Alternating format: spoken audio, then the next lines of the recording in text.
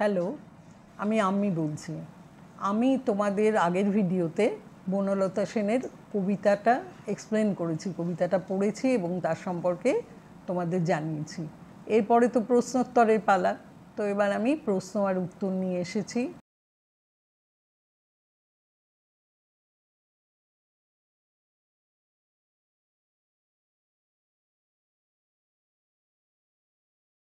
তো তোমরা কাগজ পেন নিয়ে বসে পড়ো, তোমরা এই প্রশ্নগুলো টুকে ফেলো, লিখে ফেলো তোমরা। তারপরে আমি যেভাবে উত্তর দিচ্ছি সেটা শুনে নাও, আর তোমরা যেভাবে আরও যতটুকু বুঝেছো সব মিলেমিশে তোমরা আরও সুন্দর করে উত্তরটা লেখো। তো আমি তাহলে শুরু করছি বনলতা সেন জীবনানন্দ দাশের কবিতার প্রশ্নোত্তর। প্রথম 1 নম্বর প্রশ্ন, হাজার বছর ধরে আমি পথ হাঁটিতেছি পৃথিবীর পথে। ক, কার লেখা কোন কবিতার অংশ? খ, বক্তাকে? গ, হাজার বছর বলতে কি বোঝাতে চেয়েছেন? দীর্ঘ পথ হেঁটে বক্তার অবস্থা কীরূপ? ঘ, কোথায় কিভাবে তিনি শান্তি পান? ক, কার লেখা কোন কবিতার অংশ? জীবনানন্দ দাশের লেখা বনলতা সেন কবিতার অংশ। বক্তাকে? বক্তা কবি জীবনানন্দ দাশ। গ, হাজার বছর বলতে কি বোঝাতে চেয়েছেন? দীর্ঘ পথ হেঁটে বক্তার অবস্থা কীরূপ? হাজার বছর বলতে কবি দীর্ঘ সময়কে বুঝিয়েছেন। মানুষের পথ চলা বা জীবনের শুরু হয়েছে অনেক অনেক বছর আগে। এই দীর্ঘ সময়কেই কবি হাজার বছর বলে বর্ণনা করেছেন। সুদূর অতীত থেকে বর্তমানে এসে পৌঁছতে মানুষের অনেক দীর্ঘ সময় লেগেছে, অনেক পথ পরিক্রমা করতে হয়েছে। এই পথ সিংহল সমুদ্র থেকে মালয় সাগর পর্যন্ত বিস্তৃত। কবি মনে করেন তিনি মৌর্য সম্রাট বিম্বিসার এবং সম্রাট অশোকের রাজত্বকালেও ছিলেন। তিনি বিদর্ভ নগর ও সাবস্তি নগরেও ছিলেন। প্রকৃতপক্ষে কবি আমি বলতে সমগ্র মানুষকেই বুঝিয়েছেন, যারা সব রাজত্বকালেই বসবাস করতেন। তবে এই দীর্ঘ পথ পরিক্রমায় কবি খুবই শ্রান্ত এবং ক্লান্ত বোধ করছেন, একটু শান্তির আশায় উন্মুখ হয়ে আছেন। ঘ, কোথায় কিভাবে তিনি শান্তি পান? এই শ্রান্ত ক্লান্ত কবি তার মানসিকে খুঁজে বেরিয়েছিলেন। জীবনের সমুদ্রের উত্তাল তরঙ্গের মধ্যে ভাসতে ভাসতে কবি দেখা পেয়েছিলেন তার মানসী বনলতা সেনের, যার মধ্যে তিনি তার ভালোবাসা ও শান্তির ছায়া খুঁজে পেয়েছিলেন। একটু সময়ের জন্য হলেও কবি শান্তির আশ্রয় পেয়েছিলেন তার মানসী নাটোর নিবাসী বনলতা সেনের মধ্যে। অশান্ত মনকে শান্ত করে আবার নতুন করে জীবন পথে চলার অনুপ্রেরণা দিয়েছিলেন নাটোরের বনলতা সেন, যিনি কবির মানসী বা প্রেয়সী। এরপর আমি যাচ্ছি 2 নম্বর কোয়েশ্চেনে। শুরু করছি, আমি ক্লান্ত প্রাণ এক, চারিদিকে জীবনের সমুদ্র সফেন, আমারই দুদণ্ড শান্তি দিয়েছিল নাটোরের বনলতা সেন। ক, বক্তাকে? বক্তার ক্লান্তির কারণ কী? খ, চারদিকে জীবনের সমুদ্র সফেন বলতে কি বোঝো? গ, বনলতা সেন কে? ঘ, বনলতা সেন কিভাবে কবিকে শান্তি দিয়েছিল? ক, বক্তা কে? বক্তার ক্লান্তির কারণ কী? বক্তা হচ্ছেন কবি জীবনানন্দ দাশ। জীবনযুদ্ধে লড়াই করতে করতে কবি ক্লান্ত হয়ে পড়েছেন। জীবনের পথ পরিক্রমায় অনেক বিপদসংকুল পথ পার হয়ে কবি পথশ্রমে ক্লান্ত ও শ্রান্ত হয়ে পড়েন। খ, চারদিকে জীবনের সমুদ্র সফেন বলতে কি বোঝো? কবি মানুষের জীবনকে সমুদ্রের সঙ্গে তুলনা করেছেন। সমুদ্রে যেমন প্রতিনিয়ত ঢেউয়ের পরে ঢেউ তৈরি হয় আর তার আঘাত কুলে এসে আছড়ে পড়ে, এই সদা চঞ্চল ঢেউ এর আবর্তনেই সৃষ্টি হয় সমুদ্রের ফেনা। আমাদের জীবন সমুদ্রেও নানা রকম ঢেউ বা বিপদের আগমন এবং আবর্তন ঘটে। সেই আবর্তনে মানুষের মনে জমে ওঠে অনেক ঈর্ষা, অবিশ্বাস ইত্যাদি। সেই সব অবিশ্বাসের বাধা পেরোতে হয় সবাইকে, কবিকেও তাই পেরোতে হয়েছে। গ, বনলতা সেন কে? বনলতা সেন কবির মানসী, যিনি কিন্তু পার্থিব জগতের বাসিন্দা নন। কবি তার নিজের মনের মাধুরী মিশিয়ে বনলতা সেনকে প্রত্যক্ষ করেন তার কল্পনার জগতে। প্রকৃতি এবং ইতিহাস চেতনা দিয়ে তৈরি হয় কবির মানস প্রতিমা। তার চোখে কবি দেখতে পান পাখির নীড়ের শান্তি, তার চুলে ছড়িয়ে আছে অন্ধকার বিদিশা নগরীর রাত্রি, মুখে যেন তার রয়েছে শ্রাবস্তির কারুকার্য। কবির কাছে তার মানুষই পৃথিবীর সবচেয়ে সুন্দরী, তাই তার অবয়বে অর্থাৎ দেহে তিনি খুঁজে পান সমস্ত প্রাকৃতিক এবং ঐতিহাসিক সৌন্দর্য। ঘ, বনলতা সেন কীভাবে কবিকে শান্তি দিয়েছিল? জীবন সমুদ্রের উত্তাল তরঙ্গে ভাসতে ভাসতে পথশ্রমে ক্লান্ত কবি দেখা পান বনলতা সেনের, তারই মানুষলোকে।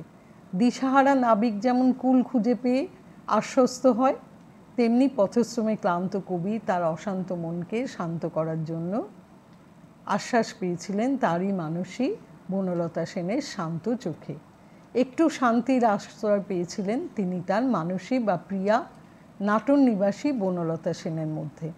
আবার নতুন করে পথ চলার বা নতুন করে বাঁচার অর্থ খুঁজে পান তার প্রেয়সীর একটু মানসিক সান্নিধ্য পেয়ে। হলো এটা। এবার এসছি আমরা 3 নম্বর প্রশ্ন। চুল তার কবেকার অন্ধকার বিদিশার নেশা। ক, তার বলতে কার কথা বলা হয়েছে? খ, তার মুখ সম্পর্কে কবি কোন উপমা দিয়েছেন? গ, বনলতা সেনের রূপ সৌন্দর্য বর্ণনা করো।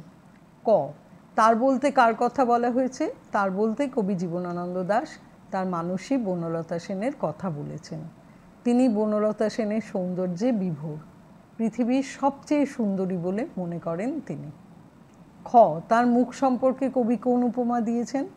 বনলতা সেনের মুখ সম্পর্কে কবি বলেছেন মুখ তার শ্রাবস্তির কারুকার্য। গ, বনলতা সেনের রূপ সৌন্দর্য বর্ণনা করো। কবি জীবনানন্দ দাশের কবিতার অনেকটাই জুড়ে থাকে প্রকৃতি আর ইতিহাস, তাই তার প্রেয়সী বনলতা সেনের বর্ণনায় কবি এই দুয়ের মেলবন্ধন করেছেন খুব সুন্দরভাবে। বনলতা সেনের মাথার ঘন কালো চুল দেখলে কবির মনে হয় অন্ধকারে হারিয়ে যাওয়া বিদিশা নগরীর রাত্রি, মুখে যেন তার শ্রাবস্তির কারুকার্য। শ্রাবস্তি হলো উত্তর ভারতের প্রাচীন নগর, যা সুন্দর স্থাপত্য ভাস্কর্যের জন্য বিখ্যাত ছিল। কবির কাছে তার মানুষই পৃথিবীর সবচেয়ে সুন্দরী, তাই তার সৌন্দর্য বর্ণনায় কবি বিদিশা ও শ্রাবস্তি নগরীর প্রাকৃতিক সৌন্দর্য থেকে শুরু করে তাদের স্থাপত্য ভাস্কর্যের সঙ্গে তুলনা করেছেন তার প্রেয়সীকে। হালভাঙা নাবিকের মতো অসহায় অবস্থায় কবি দেখতে পেয়েছেন অন্ধকারে অস্পষ্ট আবছায়া আলো আর আধারে, তার চোখে দেখেছেন তিনি শান্তির আশ্বাস। কবির অশান্ত মন শান্ত হয়েছে তার কল্পরাজ্যের নায়িকা প্রেয়সী বনলতা সেনের সান্নিধ্যে। তিনি নতুন করে পথ চলা এবং বাঁচার অর্থ খুঁজে পেয়েছেন। 4 নম্বর প্রশ্ন হচ্ছে তেমনি দেখেছি তারে অন্ধকারে। ক, বক্তাকে, তিনি কাকে দেখেছেন? খ, প্রসঙ্গ কি? গ, অংশটির তাৎপর্য বিশ্লেষণ করো। ক, বক্তাকে, তিনি কাকে দেখছেন? বক্তা কবি জীবনানন্দ দাশ। তিনি কাকে দেখেছেন? বক্তা তার মানুষী বনলতা সেনকে দেখেছেন। খ, প্রসঙ্গ কি? সিংহল সমুদ্র থেকে মলয় সাগর পর্যন্ত পথ পরিক্রমা করে কবি ক্লান্ত ও শ্রান্ত বোধ করেন। কবির বিশ্বাস তিনি মৌর্য সম্রাট বিম্বিসার ও অশোকের রাজত্বকালেও ছিলেন। আবার তিনি বিদর্ভ নগর ও শ্রাবস্তি নগরেও অবস্থান করেছিলেন।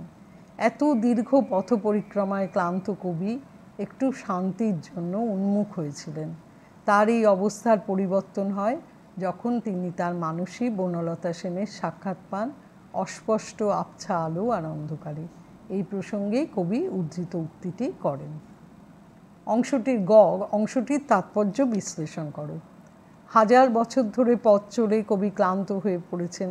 তিনি একটু শান্তির আশায় উন্মুখ হয়ে আছেন।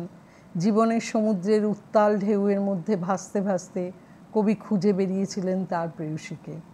হালভাঙা নাবিকের মতো অসহায় অবস্থায় ডাঙা খুঁজতে বেরিয়ে তিনি অন্ধকারে অস্পষ্ট আলো আধারিতে দেখতে পান তার প্রেয়সী বনলতা সেনকে। সেই আবছা আলোয় কবি তার চোখে দেখেছেন শান্তির আশ্বাস।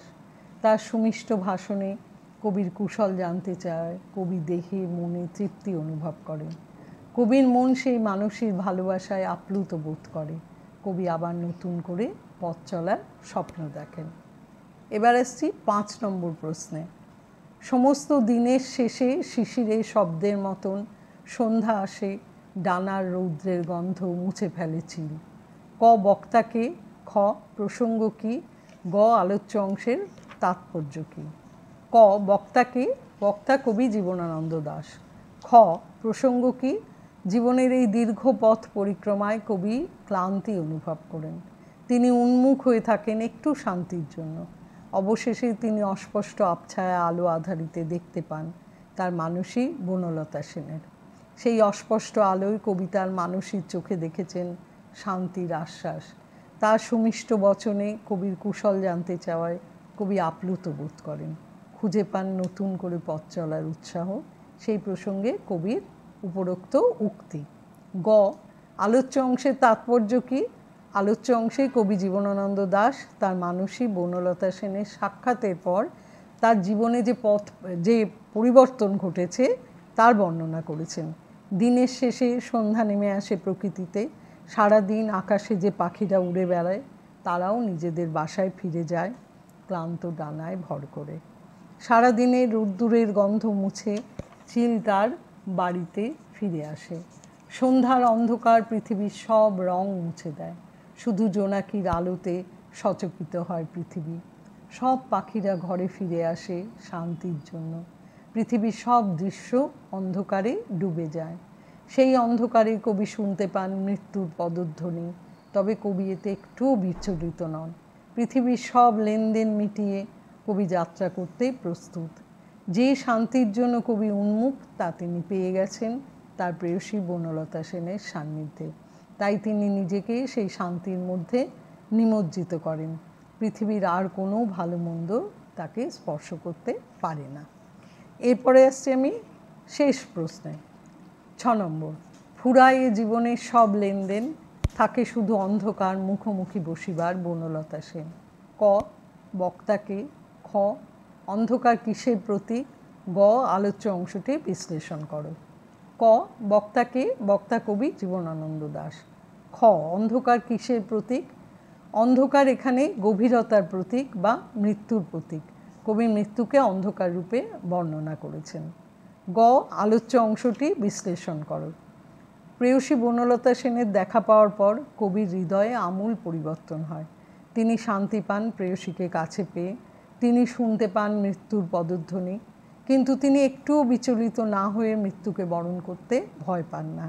বহুদিন অদর্শনের পর কবিতার মানসী বনলতা সেনের সান্নিধ্যে আসেন।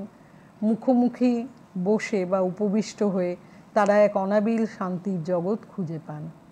কবির মন তার মানসীর ভালোবাসায় তৃপ্ত। দীর্ঘ পথশ্রমে ক্লান্ত ও শ্রান্ত কবি একটু নির্ভরতা, একটু শান্তি খুঁজে পান। তিনি নিজের মধ্যে এক অদ্ভুত অপূর্ব শান্তি খুঁজে পান, নিজেকে নতুন করে আবিষ্কার করেন। তার দেহ মনের ক্লান্তির অবসান ঘটে। পৃথিবীর আর কোনো কিছুই তার মনকে স্পর্শ করে না। এক অদ্ভুত ভালোবাসার জগতে উন্নীত হন কবি। তাহলে এটা তোমাদের মোটামুটিভাবে আমি 6টা প্রশ্ন তার উত্তরগুলো বলে দিলাম। তোমরা এগুলো একটু ভালো করে শুনে নাও, নিয়ে তোমরা তোমাদের যেটা মনে হয়েছে তার সঙ্গে মিশিয়ে তোমরা তোমাদের মতো করে এর আনসারটা লিখে ফেলো। আশা করি বুঝতে পেরেছো, অসুবিধে হয়নি। আর যদি ভিডিওটা ভালো লেগে থাকে তাহলে লাইক, শেয়ার আর সাবস্ক্রাইব করো। আজকে তাহলে এই পর্যন্ত। ভালো থেকো তোমরা।